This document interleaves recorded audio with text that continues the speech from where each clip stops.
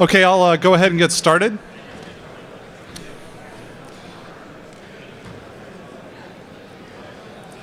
Okay. Hi, I'm Greg Conti, and thanks for coming. I think this is a topic we really need to start talking about, the amount of information that we're giving to a handful of very large information service providers. If you think back to how long these companies have been around, and we're going on a decade for some, and the different vectors that we provide information through web searches, free blog hosting, email accounts, image search, scholarly search. The list goes on and on. As an example, Google has 56 currently different primary applications. So if you think back from 10 years ago when you first started using a variety of these different companies, you've got 56 different parallel trails that exist, and I'm going to argue that I doubt any of that's being thrown away because of the business emphasis. So it's, I think, a topic we need to talk about.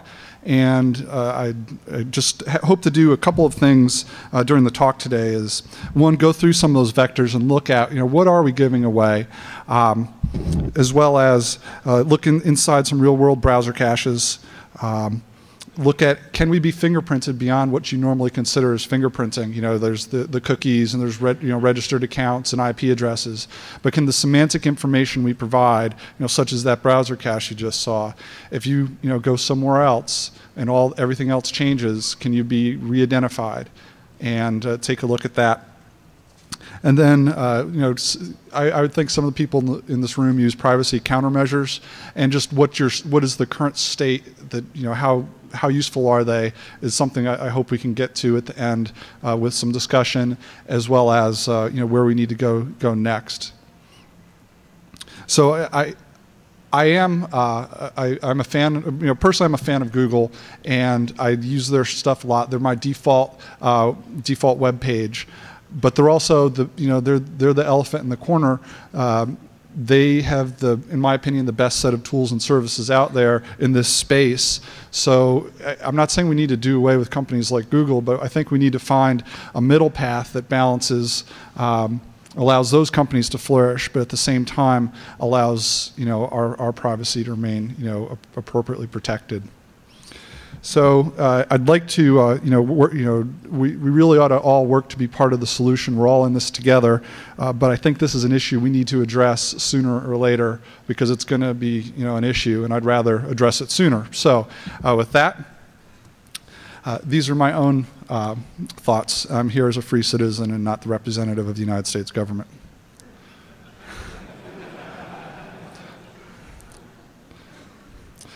One way to look at this is it's kind of the inverse of Google hacking.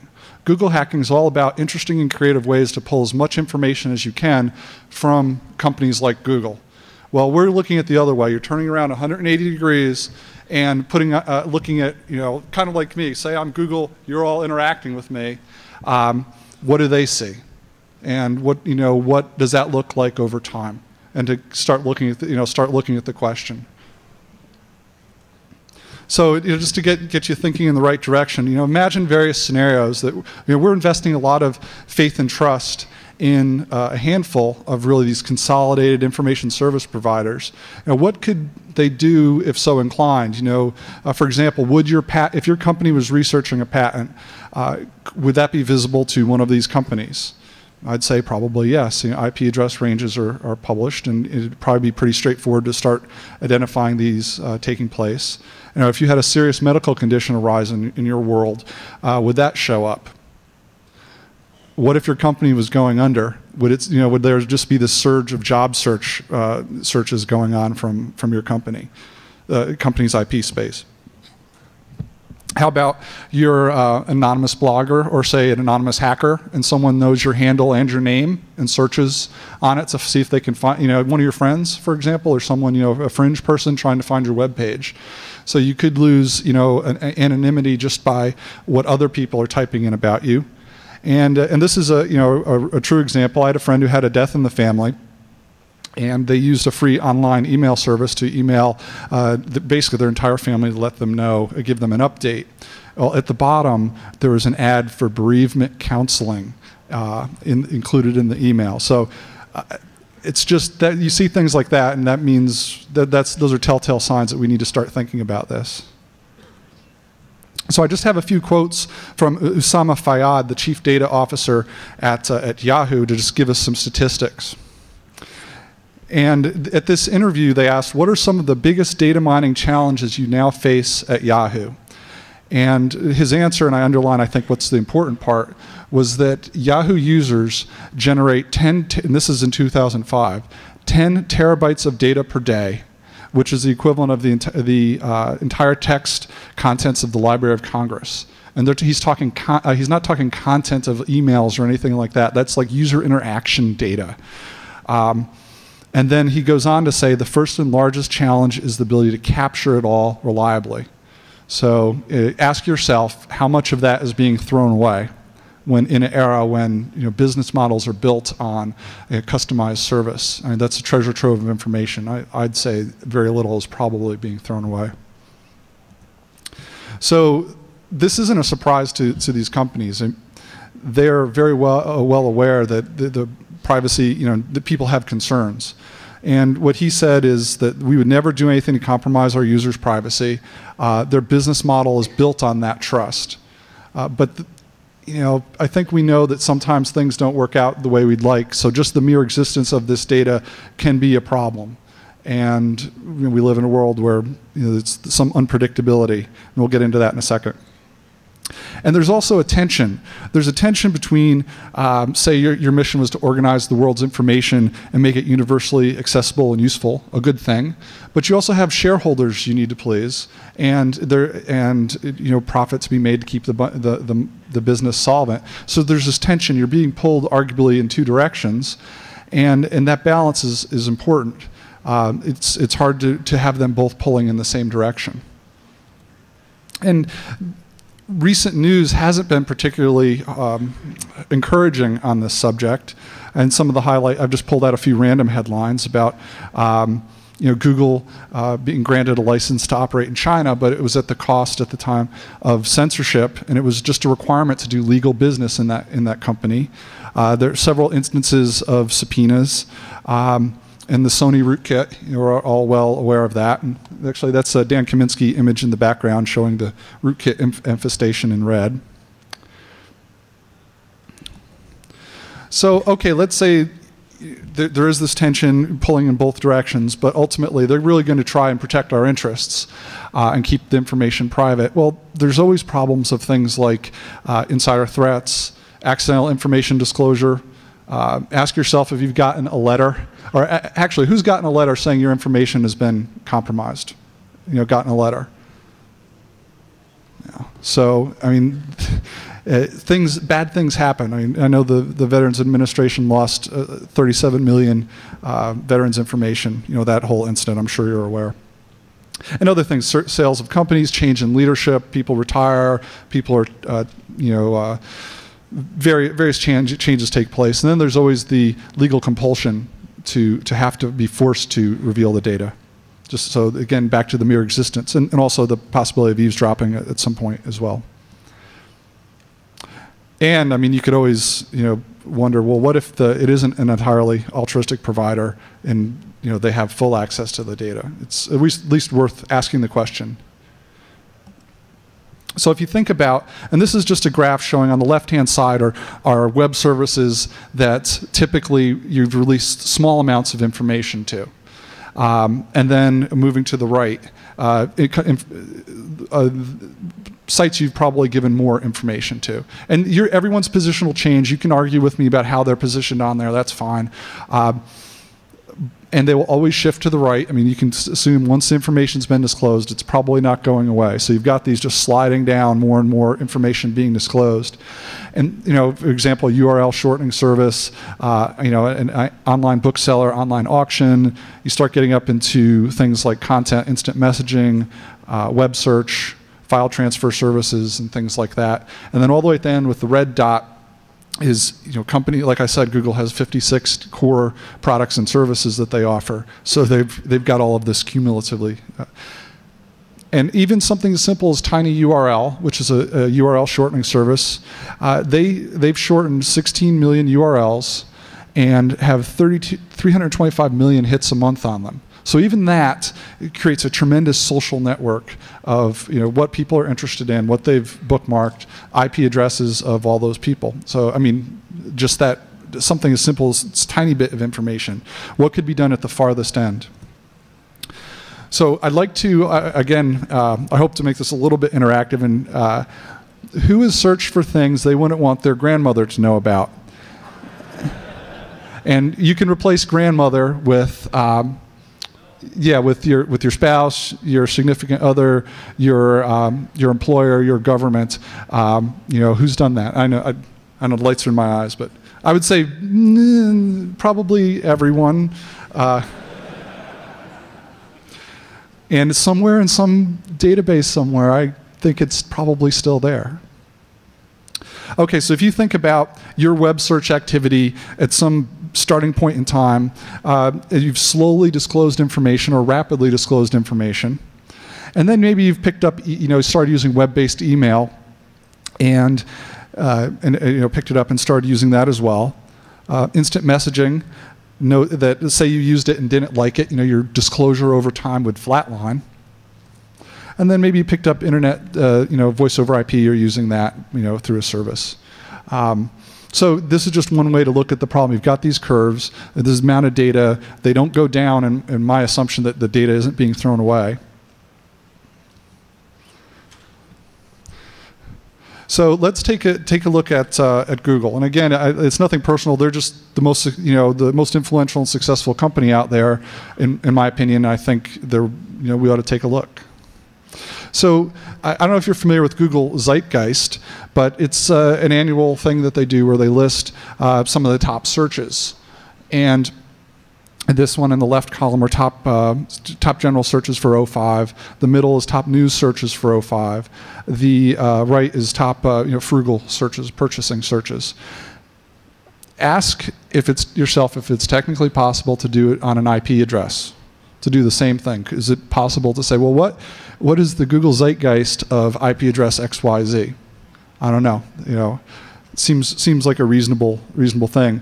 And here's an example of this is search terms over, I believe this is 05 of Wikipedia, and you can see the growth. And they didn't have a vertical scale on it, so you don't really know. But you can see that over the entire whatever subset of their data that they used, or the entire set of data. But imagine, and here's another one with tied to news. So imagine just looking at that. What about if you were a registered user, or you had an IP, you were at a constant IP address or something like that, that you could have these little charts. What were your top 10 search terms over time correlated to the news? And there's layers upon layers of these things. If you start fusing together these flows of data, those 56 flows of data, and you think about it from your individual perspective or your social network perspective, connecting the nodes or connecting the business, the nodes either in a social network or grouping them into businesses or other informal or formal organizations. And then you look at the resources of a company such as Google, and this is what they were hiring for, and you see things like data mining, genetic algorithms, information retrieval, machine learning. And really, there's a lot of top-tier talent there, and they're all working hard to get the most out of the business model, I would think. And I'd argue that companies such as Google and Yahoo have really world-class human resources, information processing resources, and data, stores of data that rival that of a nation state. And if you look at, again, a company such as Google, where does the information flow? Just this kind of black box. And at the top, you think, well, information others provide or retrieve. And that goes back to my example of, well, people are searching about you. Can that be correlated to you? So that's one source of information. Other people are providing information about you or your organization through their interactions, as well as information that you provide. And finally, that information Google directly retrieves, and think Googlebot. So you've got these flows of information. And we'll look at a couple of, primarily focusing on what we provide as individuals and companies. And I'm calling those the disclosure vectors. But first, think back, when did you lose your Google virginity? And actually, this was a quote I found on the internet, but I thought it was pretty good. But it was probably a while ago. And if that 5 years or whatever, or it would vary by the company. But that trail, in all likelihood, exists. And then you combine that trail over these 50 plus different services, and then think about what information you've provided or retrieved. So for example, and I consider you all close personal friends, so I decided to share with you the words I either didn't know how to spell or I didn't know the definition of. And when I was putting this together, I decided to primarily share my own data, because it's something, it's actually very sensitive. When you see what's in your cache and what you've been looking for, it's not something you want to put on TV necessarily. And I'll take that off. And then, and if I put it on the web, that slide won't be in there. And the same thing, just a snippet of Google research that I'd done. So I sorted it and pulled out some of the search terms. So as I was looking, doing Google research, these are some of the search terms. So again, take it 180 degrees. You're the company. What could you see these constant flow of data? If you can partition that and cluster it appropriately, what's the picture that's being painted? And not just through search, through all 50 of these different potential lanes. So ask yourself, do you use Google as an address book these days? I rarely write phone numbers down. If a person has a reliable web page, I just constantly look it up. I use Google. So on my zeitgeist of Greg Conti, there'll be this spike of activity as I'm working with different people on different projects, and then it'll decline to nothing.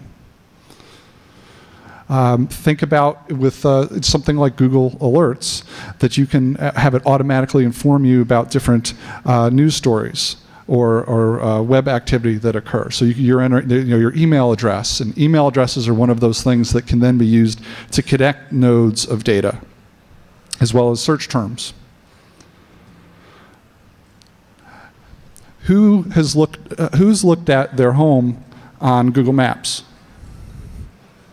Okay, and when they upped the resolution, the first thing I did is I looked at where I lived, I looked at my family members, I looked at places I'd lived, as well as military bases, because I wanted to see if they were on there. So, I mean, they've found basically everything, very important areas to me. I've just told them where that was.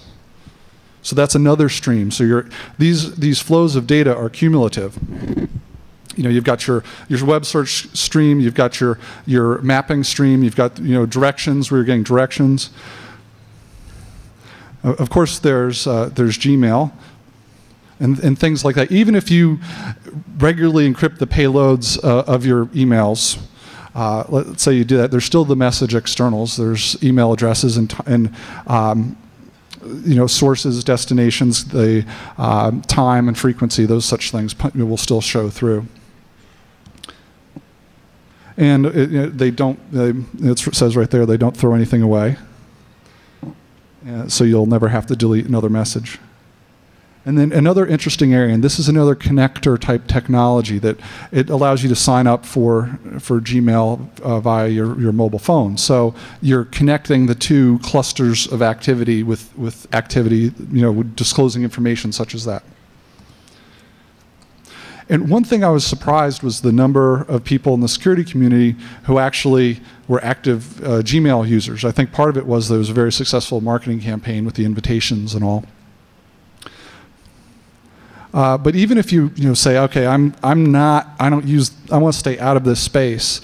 If your email address is even touched, if you've ever contacted a Gmail user, you're now part of of what could be recorded. And think about it, as far as your employees. Are they, if you have groups, or when you say employees, I mean, think about whatever groups you're in, are they registered users as well? And you've got other information flows, such as looking up phone numbers, residential and commercial. If you're traveling, if you're collaboratively working on a document, if you have a calendar. So these are all flows. I mean, each one of them, if you put them all together, it's really, it's frightening. Okay. And then there are mobile devices, and you start seeing technologies that know where you are, essentially. And then, going farther up, I don't want to get into too much detail today, but we do place a lot of faith and trust down the road. We place a lot of faith and trust when we run applications on our desktop, and it's indexing our desktop, making it easier to use, and even doing the same for our enterprise. I just saw a good Slashdot quote where they asked if Google was going to be Skynet. And I don't know, you think about it. Slashdot's good for quotes like that. Oh, and then information others provide or retrieve. So I want to take a look at that. And for those of you that maintain websites, you've probably looked at your logs and looked at key phrases. So these are what how they've found you. Sometimes it's just your name, but other things, it's other type of activity that they associate with you. And it could be your real name and a handle, for example. So I've got just some examples here of what came in, some keywords that came in through Google. And different spellings of my name, paper, writing things I had done, programming projects I'd worked on, military units I'd been affiliated with, and then different writing things. So this is just a snapshot. I mean, if you pull it up, you'll see. Now the secret sauce is connecting these nodes together, but I'd argue with with the resources of a nation state. And top-tier talent, intellectual talent, it'd be a very real possibility to start putting these together if they were so inclined. And then, as I mentioned earlier, that there's the Googlebot piece, and I won't go into that, but that's constantly trolling out there, and again, if that could be connected to you in some way.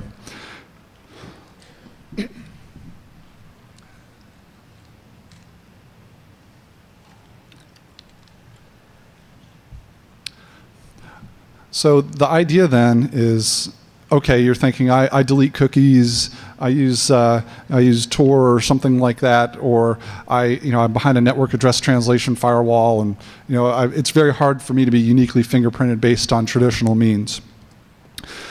So one thing I want to, a research area I'm looking down is the idea of we provide a certain amount of information to a given service provider, and that somewhere along there, there's a threshold of information that we provide, and if we provide enough information, they will know who we are. They'll be able to identify who we are. So that's the basic idea. Again, this is just theory, but sure, I think it holds. Or if you have another, and if you cross that threshold at some point in time, then you're uniquely identified. In another example, if you are providing a certain amount of information, but you never cross that threshold, then you're okay. And I have the line sloping downward, that fingerprinting threshold, just to take into account for possible advances in technology. And this says, stop Googling yourself or you'll go blind.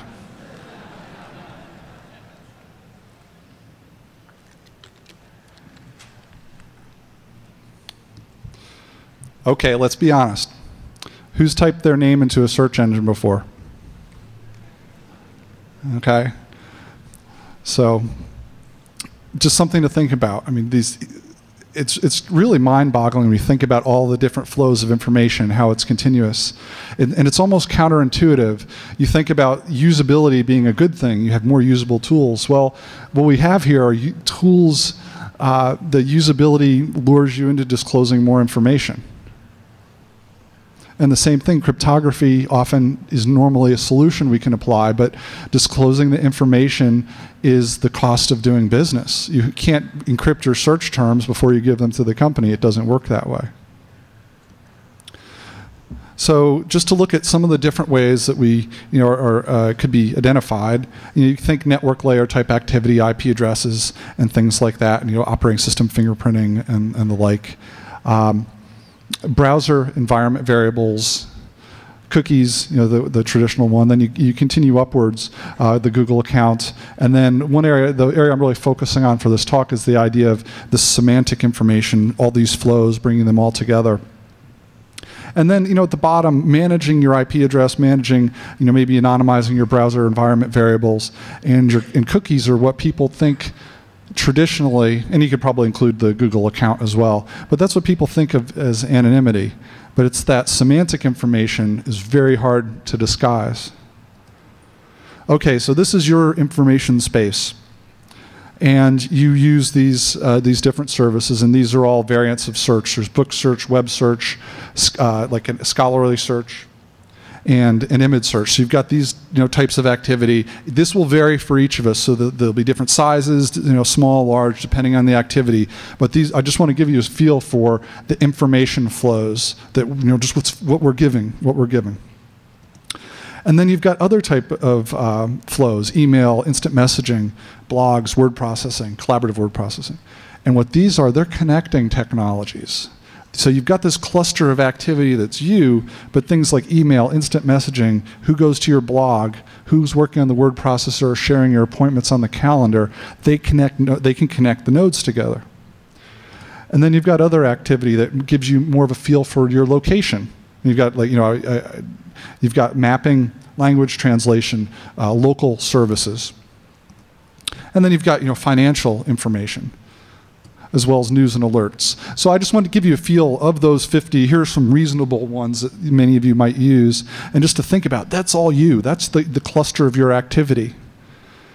And in reality, that's the cluster of your activity from a work PC, or from a one given platform. And then think about the other places that you use. And you may have a mobile device, or a home PC, or a laptop that you use to varying degrees. So the secret sauce then is connecting these nodes. And when you've got things like these light blue nodes that give that type of information to allow you to connect them together, even if cookies don't hold, you'll have different cookies on there. Other things will. Particularly, again, going back to the resources available, this seems extremely possible. Okay, now we've gone from this is you. Now that orange dot is you. Okay, so I'm just trying to think higher. Now, what you've got, you interact with a bunch of other people in some group, collaborative setting. It may be your employer. It may be a group of friends. Maybe a school, something like that. So connecting on many, and this will vary by, there's many slices here. So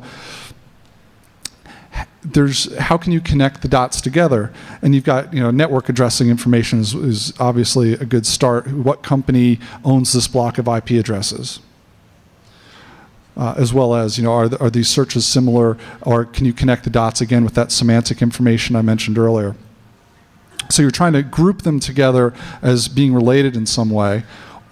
Or it's it could be the inverse. You have one big cluster behind a NAT firewall, and you've got this big cluster of activity, and you're trying to split it up down to individuals. Who has a Google cookie on their computer today? Okay. So, I mean, the default setting there, and I appreciate you answering the questions, because I think it's important other people would be interested in just getting a feel for what, I'd argue we're probably one of the most security conscious groups on the planet. So if if a lot of people have it on there, it says something. Now think about it as you're trying to group these, or perhaps you've got behind a NAT firewall and you're trying to split it out into different clusters of activity. Ask yourself, what's going on in your place of employment. Or if you are registered, if you Gmail, you're a registered user.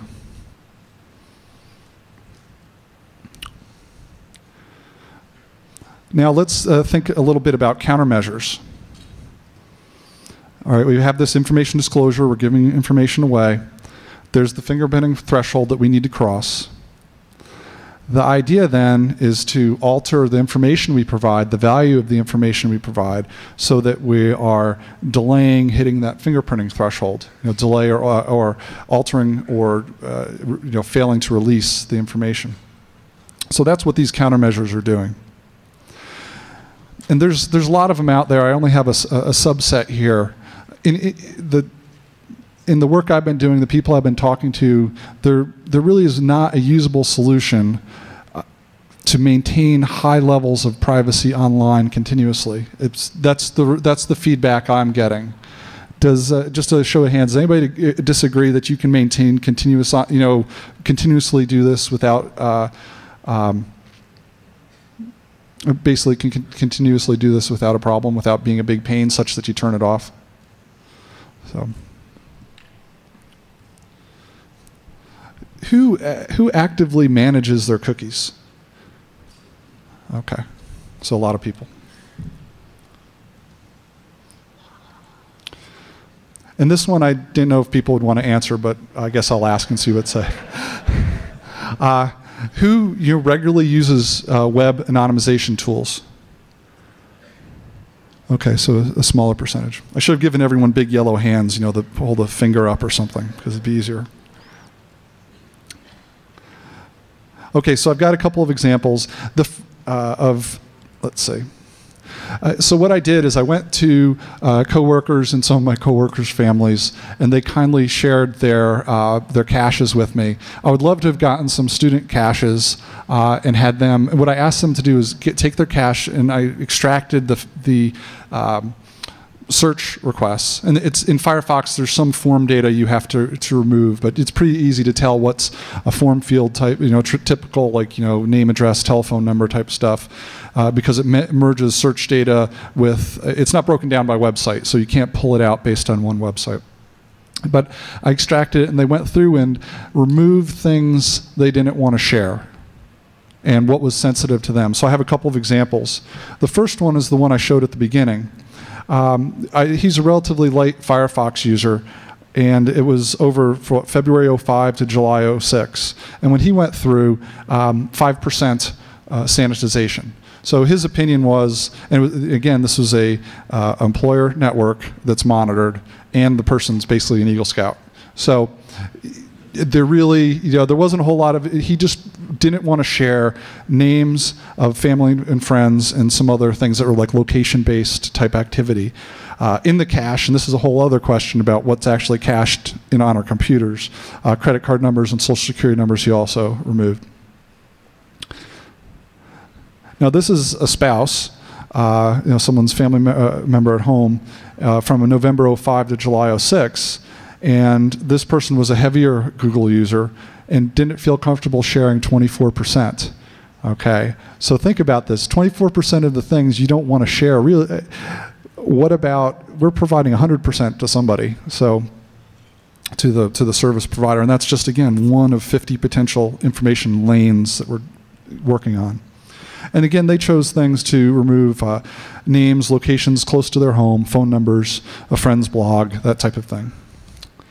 And this coworker is actually me, and I had about 4,000 entries, and this is about 18 months worth of data. And 31% I didn't feel comfortable showing you. And I have this, a subset of this that I'll show you in a second. And what I did is I removed things that I didn't want to share. I put it in brackets. So I wrote what it was generically, and I will just give you a demo. And it'd be interesting to see. I'd love to have, see what, like your average student, what they are doing, and then probably a couple of people in the room have really interesting caches as well.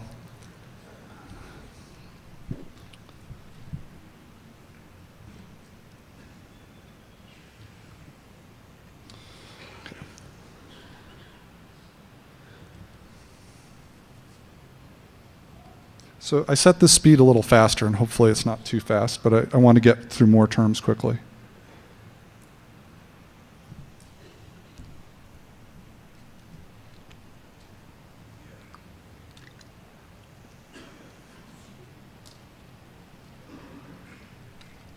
And as you look at this, consider about what's your flow look like? What are you giving away? And if you took a look across your organization, say you're in a company, and you take all of these across your company, what picture is being painted?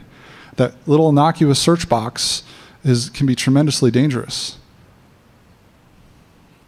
I thought about adding random terms in there just to see if you're staying awake. But then I thought, I don't know, Big Brother or my employer would come and get me for putting it up.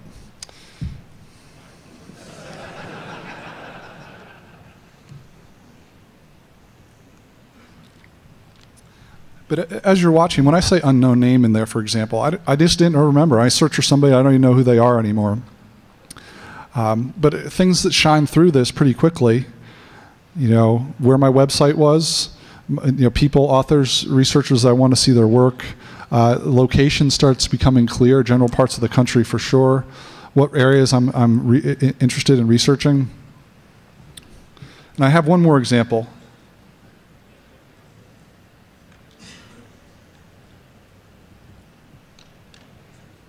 Okay, and this is like I said, I had family members of various people kindly participate. So this is a family member. And you see a entirely different flavor.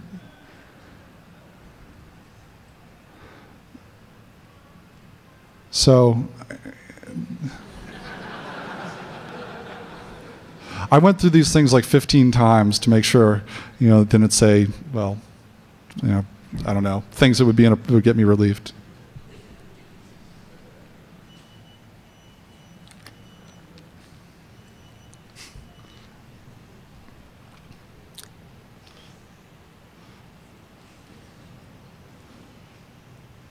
It should be done in a second.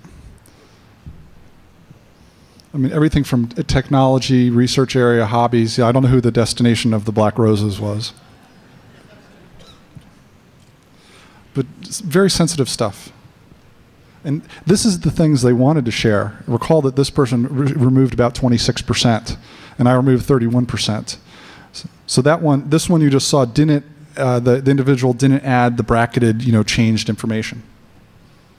So it was just missing.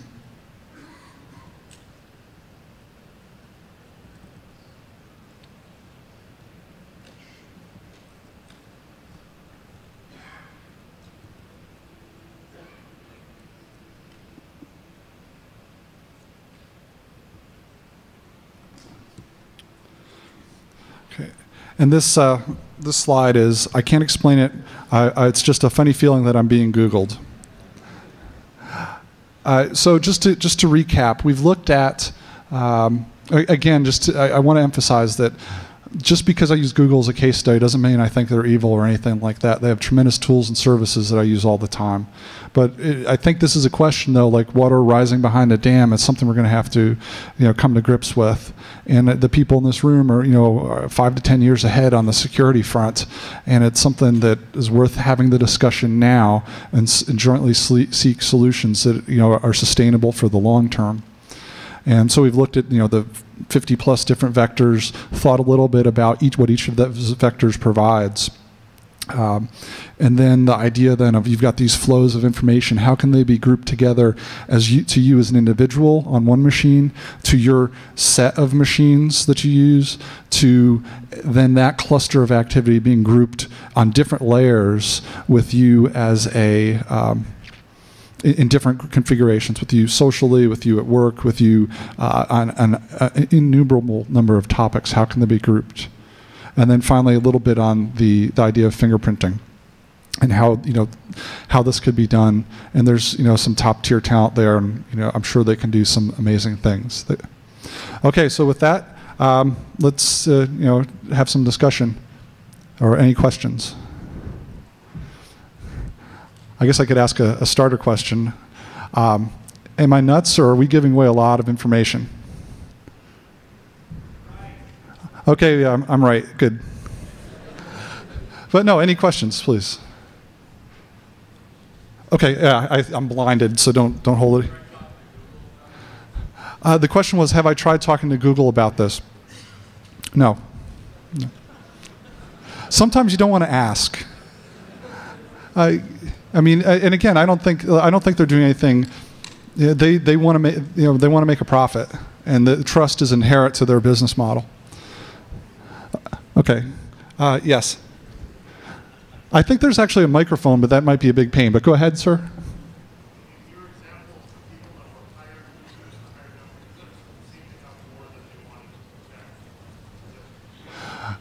What he mentioned is that the number of that the people who had more information, more searches, had more they wanted to protect. Yeah, and I think that's an interesting. What I really need is to get 1,000 people to do this, and then I have nice statistically significant results. Okay, all right, good. Let's go over here. Yes, sir. Red bag. Yeah.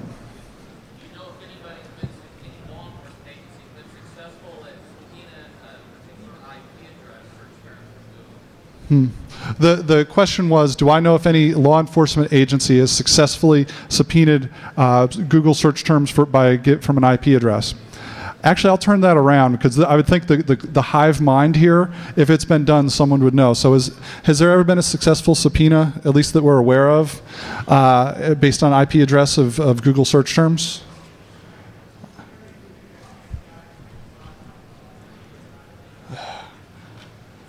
Yeah, I'm sorry, I can't hear these big honking rooms. Actually, I don't know off the top of my head, but hard to say. And there's also public knowledge, and then there's some private mechanisms to get information as well that may be worth thinking about. I have no personal knowledge. In the Hawaiian shirt, yes. Is this a solvable problem? That's why I'm here. Hopefully we can find a balance.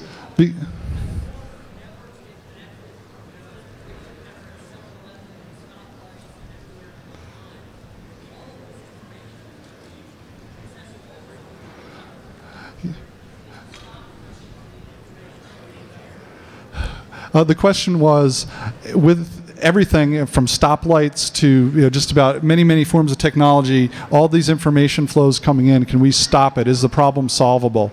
Well, I think the first step is raising awareness and asking the question and trying to find useful solutions. There are promising things out there, but it's hard to say where ultimately they'll be successful. But I truly believe there's a middle ground we can find. Sir? Yeah, I was just wondering, how well does Google lock down their information? While they may not be evil, other people who get access to that data might have less than honorable intentions. Well, I've never worked inside Google, but by all accounts, they take the protection of that data very seriously, and almost like armed vaults and things like that, and then also mechanisms within their company, by all accounts, are very tight. It's tightly managed who has access to that. Because you're really talking national level stockpiles of information. This is like a national treasure in a way, and it's extremely valuable. So thank you. Google information is not very heavyweight. It's just casual searching around on the internet. If you want to find out what somebody's interested in, what do they spend money on? Like their searches on Amazon and what they spend money on Amazon or eBay, that's a better indication. Anybody can get on Google and search for anything. Yeah, I mean, so I looked at your cache search and it shows that you're a nerd. So what? I mean. Well, I think that comes back to the larger question about privacy. I mean, this information exists. Well, McNeely said privacy is dead. Get over it. So I think he's right. Well, is privacy dead? What do you think? Should it be dead? I guess is probably the better question. I'd say I'd like to keep some privacy. Okay, thank you. Yes. Can you hear me? There's a kid out there somewhere. He's a teenager. He's going to be the president in 50 years from now. He's unaware that Google's tracking all of this. Should he be worried in 50 years when he's president that what he's doing as a teenager and searching and his connections will be revealed somehow? Well, and it's larger than just like using a search engine. I mean, some people are putting some things online. That's just a hot topic going on that's publicly available. It's not even hidden in the coffers. I'd say, though, my opinion, the mere existence of stockpiles of information, really world class, it's a threat that it exists. I mean, it can be extracted through a variety of different means that we kind of hit at the beginning. Legal compulsion, theft. I mean, their Information Disclosure Act disclosures occur very, very frequently. Okay, thank you. Yes, 5 minutes. Okay.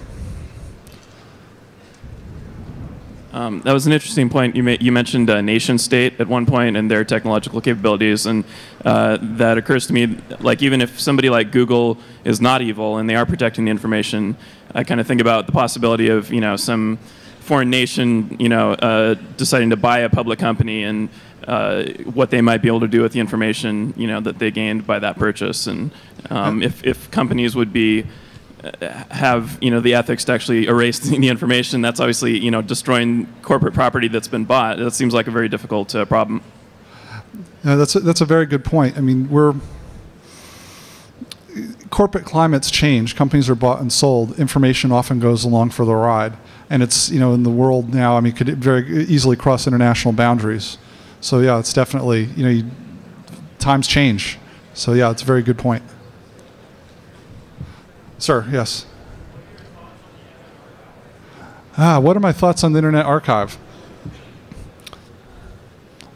I haven't really put a lot of thought into that. I've been more focused on just information flows. Personally, I like it and use it, but that's probably we could probably find both sides in here as well that would debate one way or the other. But again, that's information we've put out there. People have made a conscious decision to post that.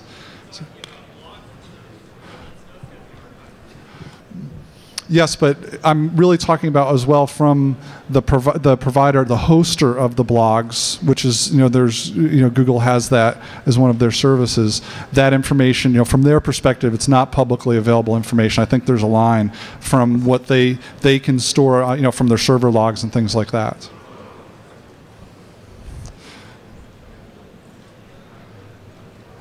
Okay, good. Okay, we're out of time, and we're actually on track. So I thank you for your time and attention, and I'll see you around the con. Thanks.